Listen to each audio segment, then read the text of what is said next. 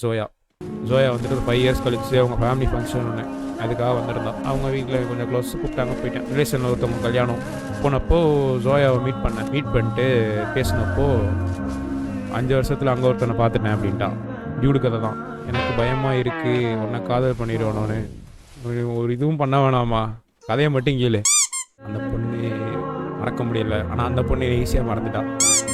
இவ்வளோ பண்ணியும் கடைசியில் போயிட்டு அந்த பொண்ணுக்கிட்ட போயிட்டு நான் நின்னப்போ கட்டி பிடிச்சப்பவும் ரைட்டு இவனுங்களுக்கு கிடச்சா அப்படின்னு நினச்சேன். திரும்ப அவன் ஞாபகம் வந்து ஓடிட்டா.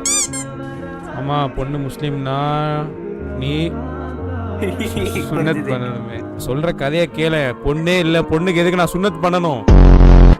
இது அம்பிகாபதி கதை இல்லை. இதுவே இப்போ தான் உங்களுக்கு தெரியுதா?